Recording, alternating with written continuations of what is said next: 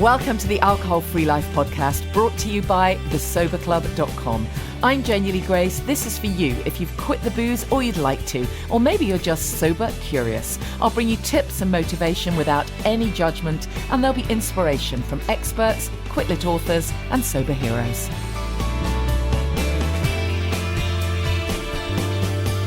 Hi and welcome to the podcast. How you doing? If you're in the middle, or well, not the middle, but the beginning of Sober October, I hope it's going well for you. If you're making the decision that this is as good a time as any to ditch the booze, then absolutely go for it. Don't forget everything I've said about focusing on what you're gaining, not what you're giving up, because you're not giving up anything at all. And make sure that you get connected. If you are doing this and you are at the beginning of this journey, or maybe you've kind of gone around the block a few times and you're back at square one, it's extremely common, don't beat yourself up, then you might want to grab our free download about FOMO, all about the fear of missing out, and just some tips and ideas there for you.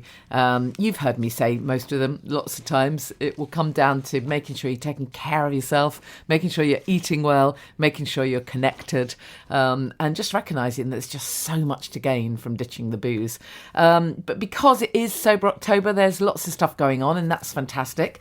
You know that my mantra is keep the ritual, change the ingredients. This is one of the things that happens to so many of us, that we start off all great guns, and then the little voice in our head says, something's not quite right here. And I remember that what makes me feel better is to drink alcohol and to have that lovely glass, that chilled liquid. And obviously, we know that we like rituals as adults. We do. We like our to signify that time between work and relaxation or whatever it might be. And so it's completely fine to have that ritual, but just not with toxic liquid. So keep the ritual, change the ingredients. And to that end, I want to tell you about a great brand. I did this little cocktail making workshop, alcohol-free cocktail making workshop online, obviously. And it was great. So they sent me all the kit, and so I was able to kind of mix and blend, and it was really great. So I want to tell you about this great brand who offer a sparkling alternative without the alcohol. You've probably come across them. They're called Belle Co. Because I really love the fact that they've got the little bottles as well as the big ones. And if you like your sparkling wine, you'll absolutely love this brand. It's 0%. And often, when the alcohol is removed, particularly if it's sparkling wine, you can lose those aromatic top notes. They kind of go along with the flavour, but nothing is stripped out of this one. It's crafted, they tell me, from bacterial fermented grape juice, and no alcohol is formed as a byproduct in the yeast fermentation. And apparently it's a centuries-old technique which delivers the complexity of a fermented wine. So you get that really good integrated flavour, but of course without the alcohol. And they've got really high-quality ingredients, including premium green tea. So it's got a really lovely flavour. They've got the sparkling white and the sparkling rosé, and both use the same fermented grape base, but the sparkling rosé contains organic black carrot. Who'd have thought, right? Because black carrots have got this unusual sweetness to them and this sort of subtle spicy aftertaste, which of course are really nice characteristics for the sparkling rosé. So I thought that was inspired. It's just a great drink. Really good on its own. It's vegan, it's gluten-free, it's only 22 kcal per 100 ml, so super good for you. And you can have it, as I say, on its own in a nice champagne flute. Still annoys me why flutes and glasses have to be named by the liquid that goes in them, but you know what I mean, a flute. Or you can make a great alcohol-free mocktail, which is what I did the other day. So you just need to check out bellandcobubbly.com, bellandcobubbly.com. And if you go to thesoberclub.com or to my sister site, imperfectlynatural.com, we've got a competition there as well to win some. So you can win a 6-bottle case there of the Belle Co sparkling 0%. So I'll put those links in the show notes for you as well, so you get a chance to do that. Don't forget about these great competitions. There's a bunch of competitions to win all kinds of stuff, natural skincare and vitamins and supplements and a bunch of things. And so, got to be in it to win it, right? It's got to be worth a try. My guest this week is William Porter. I mean, I've interviewed William so many times now, but I still love getting this logical piece. I mean, who doesn't love it just to have something explained again? And it doesn't matter if you already know this. I find that every time I chat to someone like William, who really has that fantastically logical approach, which counters my, my kind of fluffy out there, enthusiastic bit. He's much more calm and balanced, but he's really got that the logical piece. And I think it's just so important when we're making behaviour change to really understand what's going on. And he explains to us exactly what is wrong with alcohol. So pretty much everyone listening to this podcast will have heard of William Porter and will have heard of Alcohol Explained and Alcohol Explained too. But we actually invited him into the Sober Club. And he did an exclusive Q&A for us, which was super, super helpful. He covered some great things in there. But before we did that, I recorded this interview, so I thought I'd share it with you. Again, lots of our Sober Club members have been sober for goodness, years, some of them 4 years. But we still like hearing this stuff again. If you are brand new, if you're just starting out day one or just doing Sober October, then I think you'll find this invaluable. And again, I'll put the links to William's books in the show notes. Enjoy. Okay. Thank you so much, William Porter, for joining us again. I know I've interviewed you so many times, and we're old friends and all of that. But we love your wisdom. We love your wisdom. And also, I must just say a huge thanks. I don't know if I've really chatted to you since my book came out, since Happy Healthy Sober came out, and your contributions to that were just fantastic, because I really wanted to cover all of the well-being stuff and all of my, obviously share my own experience, and we've got stuff in there on all aspects of self-care and meditation and nutrition, but I really wanted somebody more logical than me to nail that initial piece. So, and you did it brilliantly. So I'm so grateful to you for, if anyone hasn't read Happy Healthy Sober, then there's a couple of sections with that William has written for us directly for the book. So I appreciate it. Most people are aware of your books, William. You've done so fantastically well with them. Alcohol Explained and Alcohol Explained 2, and obviously Nicotine Explained and Fitness Explained. I mean, you're just king of the explained. All coming out, yeah. Just for anyone who sort of isn't across it, or maybe brand new to the podcast or whatever, just give us a real potted history of what led to you doing this, and particularly what led to you being able to write these books the way you have in such a kind of logical manner. Yeah, absolutely. So I started drinking and smoking when I was about 14. To put that into context, I'm 45 now. So I think I was in my late teens when I came across Alan Carr's Quit Smoking book. And I found it really fascinating just because it was such a new logical approach to smoking. And I found it really interesting. I stopped smoking, but I carried on drinking for 25 years or so. And I kind of saw my own drinking escalate.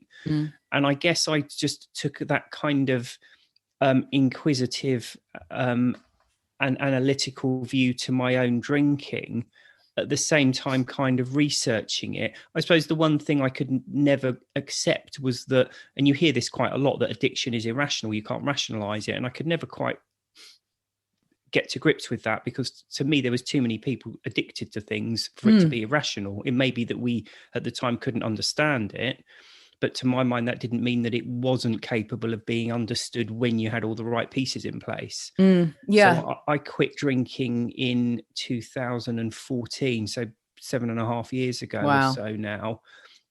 So for me it was understanding how all the pieces fit together that really provided the key for me to stopping. And a lot of other people, I think, because I think at the end of the day, when we, you quite often hear this with stopping drinking or stopping smoking, people say, well, make a list of all the reasons you want to stop, which is really good for motivating you.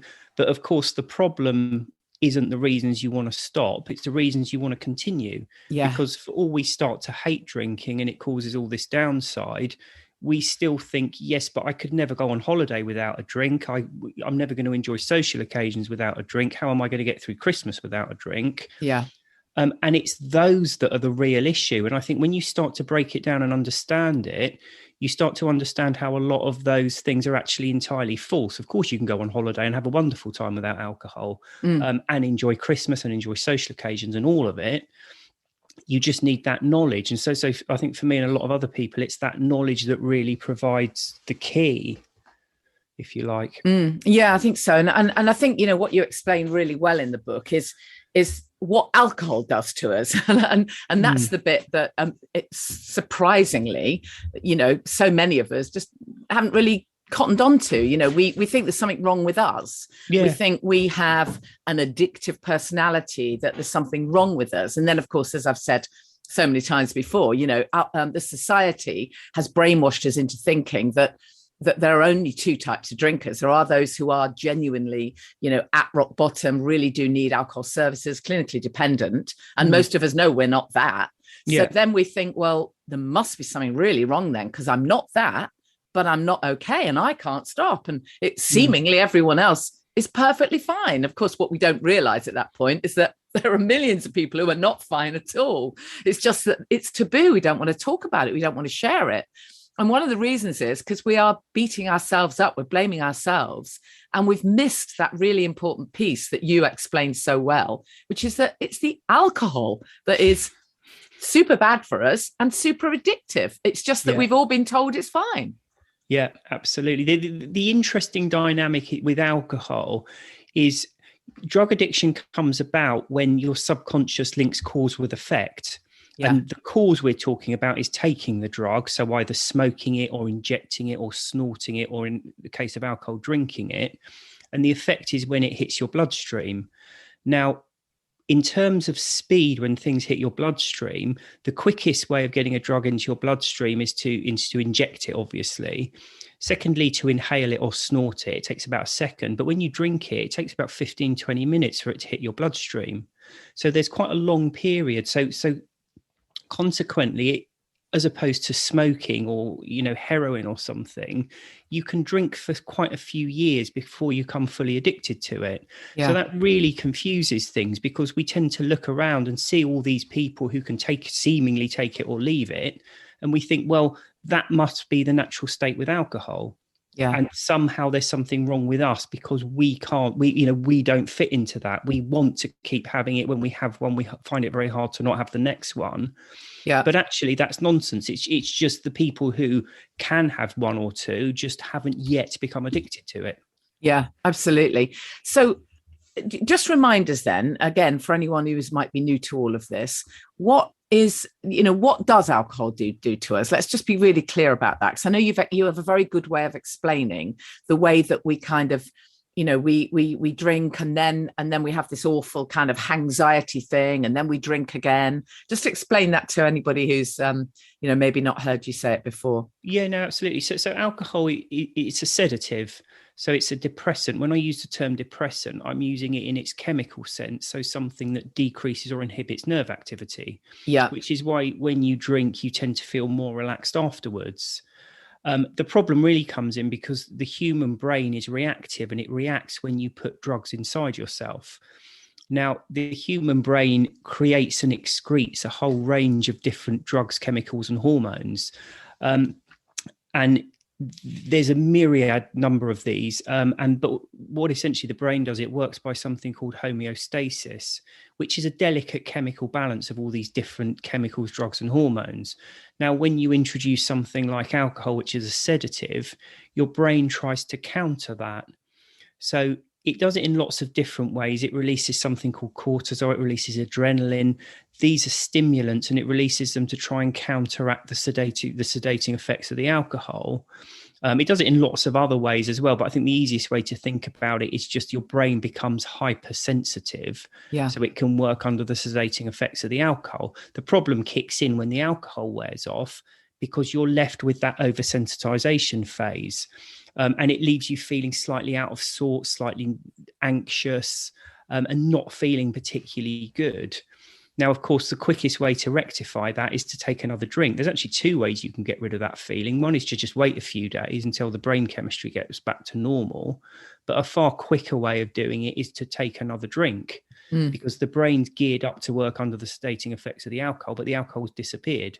So you put more alcohol into yourself, and you're just correcting that balance and going back to feeling normal. Yeah. A way a lot of people can relate to it is sometimes, just to make an analogy, if you're driving a car and say you're driving along a nice straight flat road and you want to keep the car at exactly 30 miles an hour. So you have your foot a very specific amount pushed down on the accelerator and you're going along quite happily at 30 miles an hour. Now, if you suddenly, the road ends and you hit a load of mud and wet grass, the vehicle will slow down, even though your foot's still pushed down the same amount of the accelerator. So to get back up to 30 miles an hour, you've got to push more and more down on the accelerator.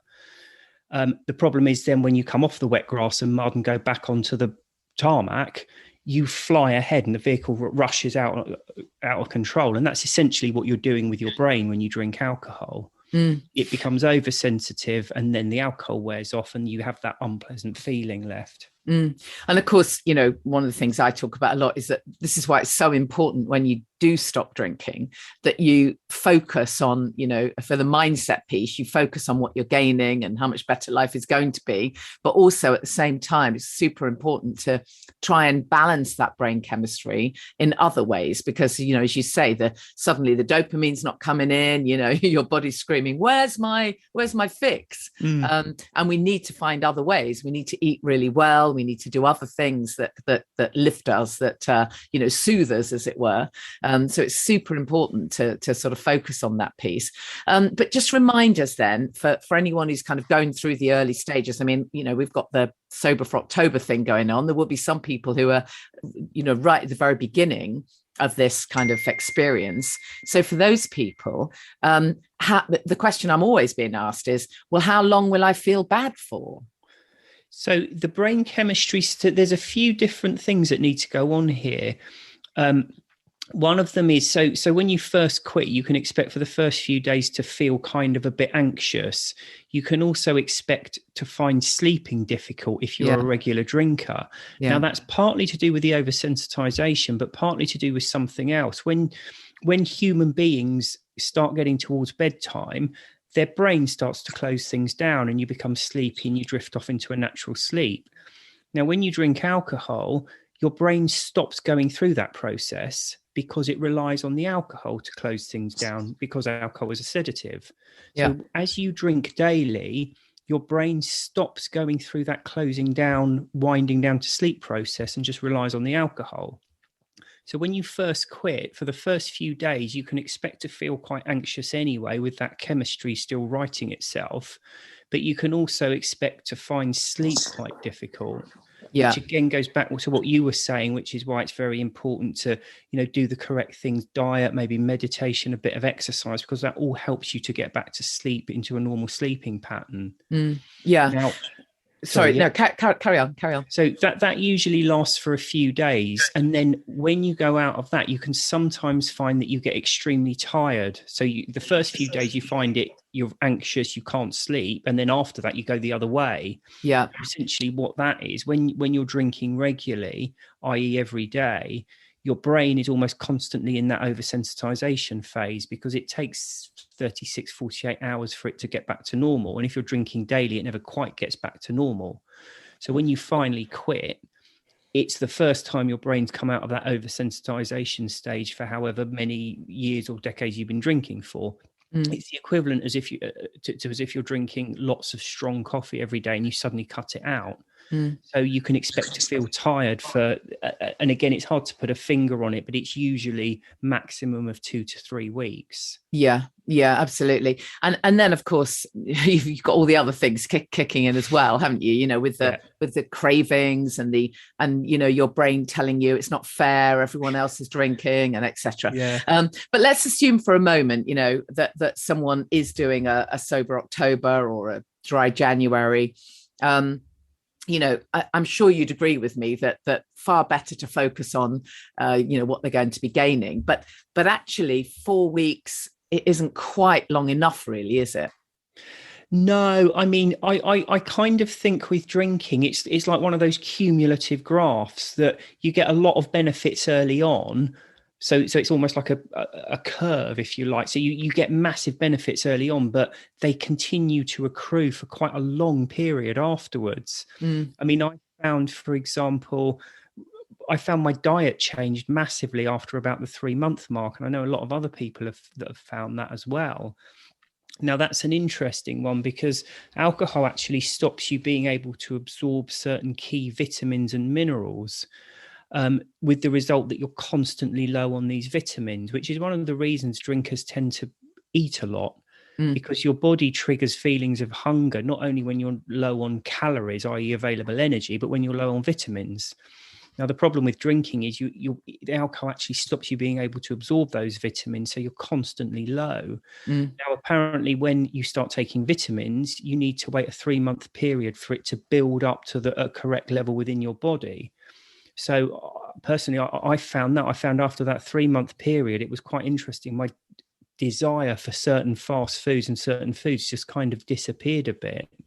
Because obviously one of the issues is that a lot of people get such a sugar head on at the beginning, yes, as the alcohol is wearing off, and certainly because that's sort of part of us that wants the sweetness in our life. We're not getting the alcohol anymore, so we get the raging sugar cravings. I mean, what's your advice? What's your top tip for that?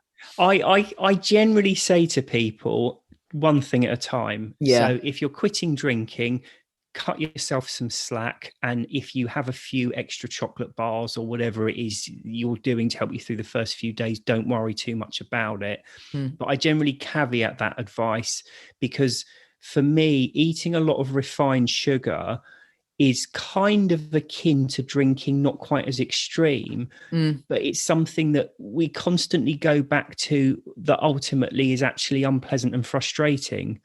And usually we find that if we can cut it out entirely, we live a better quality of life overall. So I generally say to people, if it's in the first week or two, don't worry too much about it. There will come a time where you kind of think, right, I've done the drinking, I'm through certainly the early phases. Now I want to concentrate on sugar, smoking, whatever else it is, because we humans are ambitious. We like to keep improving our lives. So what happens is the biggest problem a lot of us have is with our alcohol. So we cut that out. And then after a week or two, a month, whatever, we think, right, that's good. But then we're ambitious. We want to improve more. So we look at the next thing, and it might be sugar or so I do genuinely think you will naturally start to look at the next things. Well, I think also, what most of us realize that actually the alcohol piece is the big one. And when we do that, and when we've done that bit properly, it's like, how badass are you really? You can do anything if you can do that. And you become so much more resilient and so pleased with yourself, and so you should be, that from that place, yes, you absolutely can tackle the smoking or the sugar or the whatever other bad habit or behavior change you want to make from that place, because you can kind of come back to who you really are. And I think that's just such a massive gift of ditching the booze, is that you can actually get back to the real you again. Absolutely. I mean, there's so many aspects of this that we could talk about. I know that one Sober Club member wanted to ask you. I know it's a slight side issue, but one of the things that happens to us when we stop drinking is that we can no longer numb out effectively. So if we have been using alcohol to just get away from stuff for a while, get away from stress, anxiety, whatever's going on in our lives, we can't do that anymore. We don't have that crutch anymore. And so it is going to come back to having to be willing to sit with our emotions, right? And most of us are not very good at that, because we've never done it. For years we've numbed out all the big stuff. So we're really not very good at kind of accepting, okay, right, well, so I've got this thing going on at the moment. It's called anger, or it's called frustration, or I mean even just my little episode that I had tonight where I got the Zoom link wrong. It's entirely my error. And I've probably had a total meltdown over that, while I was drinking. I mean, absolute meltdown. So that would have meant going and having another drink, But the truth of it is we don't handle stress terribly well. And then when we stop drinking, we don't have those coping mechanisms and we're not able to sit with the emotions. What would be your top tips there? I would say there's two things. Firstly, when you do quit drinking, your brain chemistry comes back to normal. One of the biggest gains you get is to get your mental resilience and your strength of character back. Now, you might not think you're a particularly confident or resilient person, but I guarantee you'll be a lot more confident and resilient than when you're drinking. Yeah. So firstly, what I found was there was a lot more stress you can deal with that previously you couldn't deal with. Yeah. The second thing is, and it kind of brings us back to, eating a lot of refined sugar. I think everyone deserves and needs a coping mechanism. So there will be problems that come in and you can think, fine, I'm going to deal with this, as opposed to just sit and numb it out. But for all of us, there will be things that you can't do anything about. There might be things that you genuinely can't do anything about, like the death of a loved one, or you're losing your job or something, or stuff that just hits you at the wrong time and you just haven't got the energy to deal with it on that particular day, whatever that might be. So that's where we come to trying to get into place some different coping mechanisms other than drinking. Yeah. So I think it's a very personal thing. For me, I love reading. And I find when I'm in a good book, it does really what alcohol should have done, which is take my mind off my problems because I'm lost in whatever I'm reading. The other thing I personally like doing is exercise, because I find when I'm out exercising, again, my brain kind of turns off a bit and I just going through the motor reactions, whatever it might be. Of course, when you exercise, your brain releases endorphins anyway, so you do feel better afterwards. Yeah.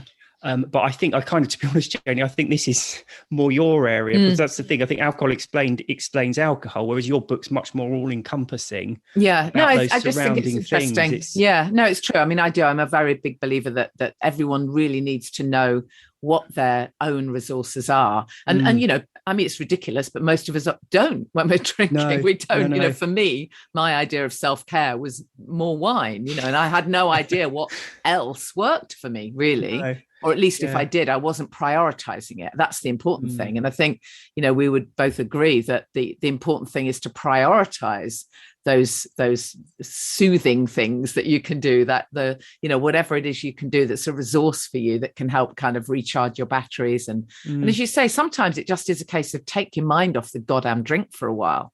Yeah, exactly. I think it'd be interesting, but a lot of people, I say to them, what did you used to do before you drank? And often, I mean, a lot of us, we start drinking when we're teenagers, and we're maybe going back a bit too far, but most of us had hobbies or things we enjoyed doing that we put to one side because we started spending our spare time drinking. Exactly. Whereas Absolutely. Actually, you can go back to those, and really what all you're looking for is something that you enjoy doing enough that you forget about whatever it is you're worrying about. Now, reading, exercise, even a film, talking to friends, whatever it might be. But I think it is vitally important to get these coping mechanisms in place, because, we're talking about how much better you feel when you stop drinking, which you do, but you still have bad days. Everybody has bad days. Yeah. And so I think you need these mechanisms in place, because what you don't want to do is wait until you've had a really obnoxious day and then think, I haven't got a drink. What do I do to cope with it? And that's where the connection piece is so important as well. Being able to connect with other people, who feel the same way, so you don't feel so alone. I think when you feel really alone, that's when you kind of retreat within yourself, and that's when you hit that old sod it button. I may as well just drink again. In the Sober Club, and also in Happy Healthy Sober, you did a great explanation for us of cravings and what they actually are. Can you just sum it up for us again in a paragraph or something? Because again, there'll be people who are thinking, oh yeah, but it's all right for you talking about, but you don't realize I've got a craving from hell. So cravings are quite an interesting one. A lot of people kind of think of cravings like something external that hits us and you just have to sit and suffer through it. But actually, cravings are a very specific conscious thought process. Yeah. And what happens is the thought of a drink enters our head, And what we start doing is two things, really. We start fantasizing about it. So we start going through this fantasy of how great it would feel to have that drink. And we start almost teasing ourselves with the possibility of it. So we start going through this, oh, it would be so nice to have it. And I could just have one on this occasion. Or, like you said, you hit the sod it button and I just don't care. I just want to have that drink. So, but what we're doing is two things. We're teasing ourselves with the fantasy and making that teasing even more acute by thinking, oh yeah, I could actually have one.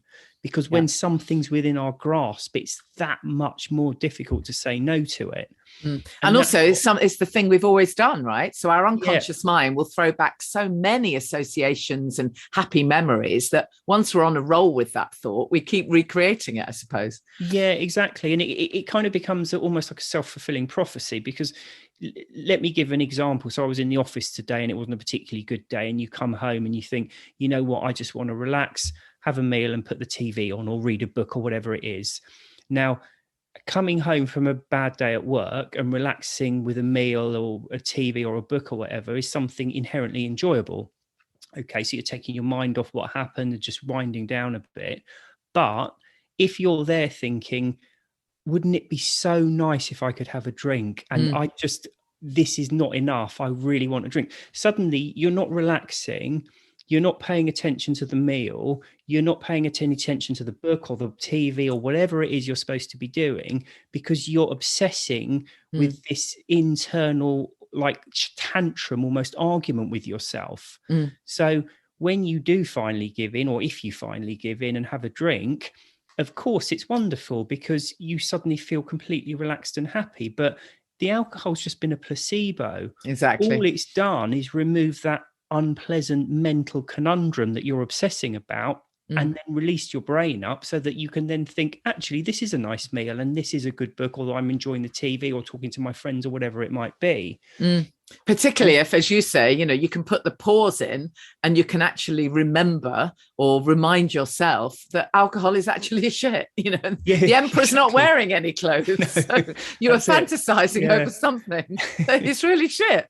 So, how about changing the thought process? Yeah, precisely. What else did I want to ask you? I know somebody was asking me, what would be, again, and I'm just interested in your view on this, because when you, with alcohol, this is something we can only do for ourselves and we have to go through this ourselves. But what about when someone else in your life is drinking, in inverted commas, too much? How do you handle that? So that is, I have to plead that I've never actually been in that situation. So I'm married. My wife drinks, but sparingly. She hardly ever touches it. And when she does, she'll have like half a glass. She's one of those people who will literally, yeah. Well, I think abnormal. Yeah, true. Honest. Yeah. In my experience, the vast majority of drinkers don't drink like this. Yeah, they enjoy. So she actually has an off switch. Yeah, completely. In that it's usually off, in that she'll have a glass and then half the time she forgets about it, doesn't even finish it, which I think what it really comes down to is just doesn't really enjoy drinking that much. So out of the two of us, I was the heavy drinker. So I've not actually been in a relationship with someone drinking very heavily. I mean, obviously I go out a lot and there's always people drinking and always people drinking heavily. I find it solidifies my decision not to drink, because I think one of the big myths is that drinking is really good fun. And I think that's a misunderstanding, because what you usually find is the first couple of drinks may feel good because they're relieving that unpleasant feeling caused by the previous scratching that drink. itch. Or for people like me who didn't drink regularly and just like a weekend drinker, I would still not enjoy my Friday nights without a drink, but that was because of the craving cycle. Because I was just sat there thinking, oh, I wish I could have a drink. So I wasn't really concentrating on enjoying myself.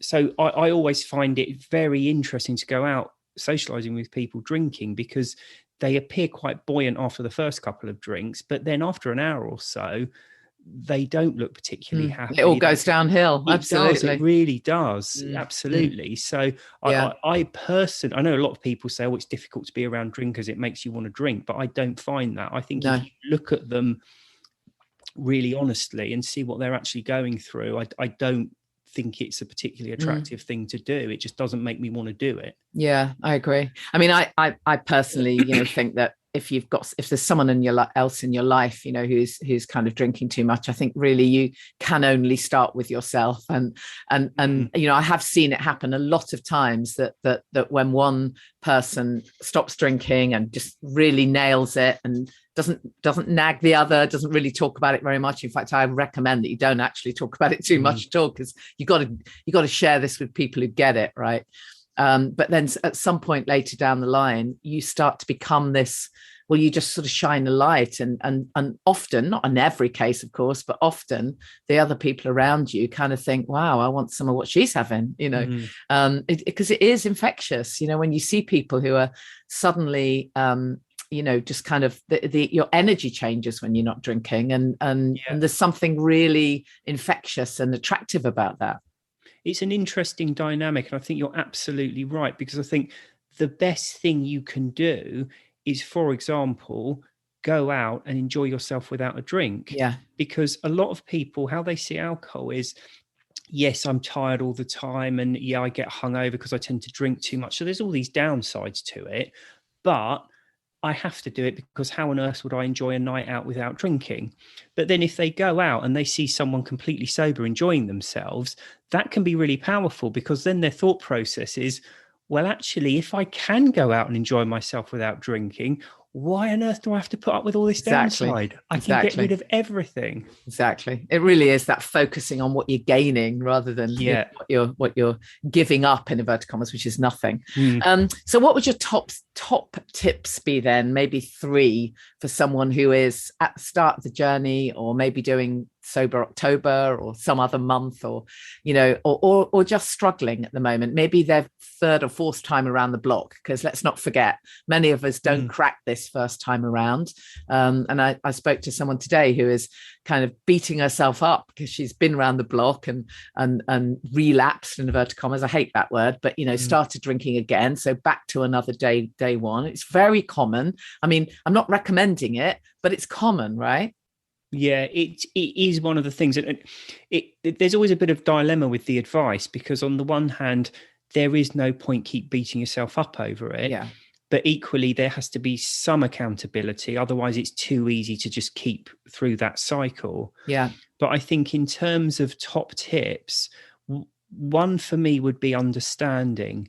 And when I'm talking about understanding, because going back to what I was talking about before, so much of what we believe about alcohol is actually false. Yeah, absolutely. And you can really get to grips when you start to understand the science and how the human brain works. We've talked about cravings, we've talked about daily drinking, where that wonderful feeling you get from the drink is no more than it just calming that over anxiety that you've had from the previous ones. Yeah. But fitting all that together, I think, is intensely powerful, not only because it provides even more positives, but because it actually, what I was talking about before, all the reasons that you might think I want to continue drinking start to evaporate. Yeah. So it's almost like a weighing scales where you've got your reasons to drink and reasons to not drink. For me, understanding increases the reasons to not drink and completely demolishes the reasons we think we're going to struggle to give up, the reasons we want to continue drinking. Yeah. I think the second point I would say is it does take a few days. So if you are in the first few days, that is the worst bit, because I think this is something a lot of people, they stop drinking and they don't feel good. They can't sleep. They feel restless and they think, this wasn't worth it. Life. No, exactly. They just see this stretching out for the next however many years until they die. Of course it isn't. Your brain chemistry gets back to normal. You start sleeping better. It gets massively better. It's astounding. So I would think, I would say, don't think that these first few days are typical of sobriety. You have to go through a dip to come out of the other side. Definitely. Yeah. Brilliant. No, it's absolutely true. Thank you. I appreciate it. I really appreciate it, William, and your books are just absolutely amazing. And you share so much, so much positivity, as well as, this absolute logic piece. So, and also, I know we haven't got really time to get big time into it now, but you must be really proud of the Diet and Fitness Explained as well, because, you really have nailed that, some real basics in there. Yeah, hopefully. Hopefully there's bits in there that aren't in other diet books. And I genuinely think because I've had a few people who have been like dietitians and they've read the book and they've said, I'll read it, but I don't think there's going to be anything in there for me. And they've said, actually, there was a few things that really made me stop and think. So, yeah, definitely. I mean, I thought your explanation of rehydration was really interesting. I found that fascinating. You know, you're talking about how much water we should drink, and it was. I'll leave people to read it for themselves. But I thought it was fascinating. And again, you just do that very logical approach rather than, oh, you know what? I think I'll trot out the same as every other magazine and tell everyone they have to drink 8 glasses of filtered water a day. Well, not necessarily. Yeah, I thought it was great.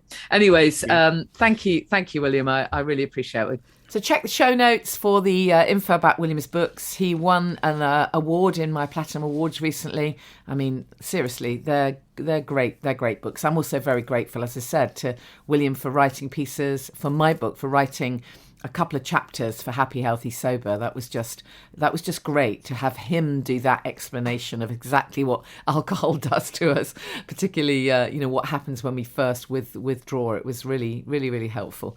Don't forget, if you would like to be connected, and it is such a big part of this, the Sober Club is low cost, it's non-judgmental, it's super supportive, and it really makes a massive difference. There is a massive member portal of content, including expert Zoom sessions. And I've got 3 videos on cravings, in fact, with William, for example. But there's a whole bunch of stuff in there, and we're adding to it all the time. There's lots of connection going on.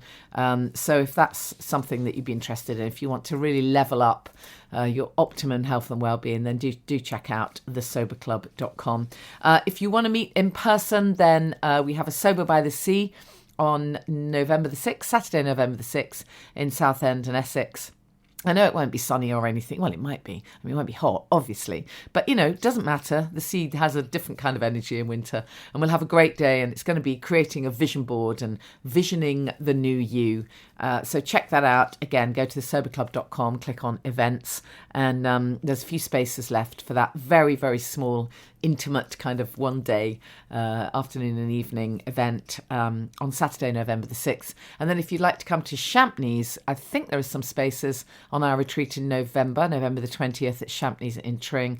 And I know I've been saying it for months, but I really am plotting and planning to do something outside of the southeast, because I do recognise we're very southeast centric at the moment, which is driving Sober Club members bonkers who are up in different parts of the country or in Scotland. It'd be great to do something in Scotland. I'd love to do that.